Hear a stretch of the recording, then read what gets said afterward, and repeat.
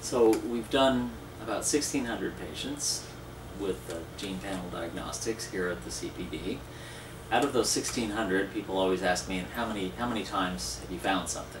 In how many of these patients have you identified a mutation that alters therapy or has meaningful clinical utility? And looking back at the first 1,000 anyway, I can say that about 10% of the time we have found a mutation that could potentially inform therapy. One of the questions we're asking now is how often does therapy actually change, in real life when we give these results back to the oncologists. That's the subject of a study that's being supported by the one of the precision medicine projects. But I'd like to tell you just the story of a particular patient. It's the most dramatic story that comes to mind. There was a woman about 60 years old who came to one of our oncologists from an outside hospital.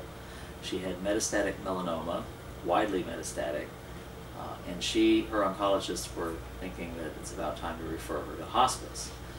She came to us with some molecular results already.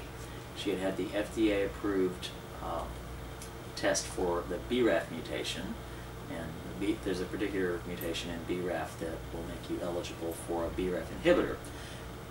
So this test was negative. Just to be sure, we did it over again in our molecular pathology lab. It was negative.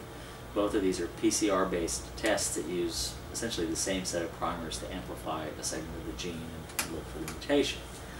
So Lynn Schuchter, being a big fan of the CPD, said, why don't you just go ahead and do the panel, the solid tumor panel, on this patient, just in case you uncover anything.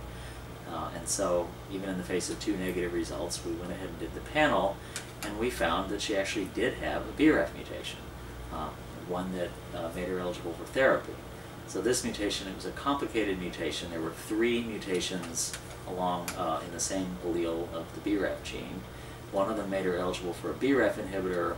With the second one, she became eligible for a MEK inhibitor, and the third mutation, although silent, blocked proper binding of the PCR primer used in the first 2 molecular tests, so it was only amplifying the normal allele and not the mutant allele. So this was good. We found something, and it was really good that the oncologist did something with the result, put her on the dual inhibitor therapy, and her disease burden became dramatically less. Her radiologic appearance looked like most, if not all, the tumor was gone. Her functional status improved. She was able to go home, go shopping, do activities of daily life, and so she sustained a nice response to this dual inhibitor therapy. So we feel good that we were able to really change the course of therapy in a good way for this woman, and we are hoping that there will be many more stories like this coming out of our work in this aspect of precision medicine.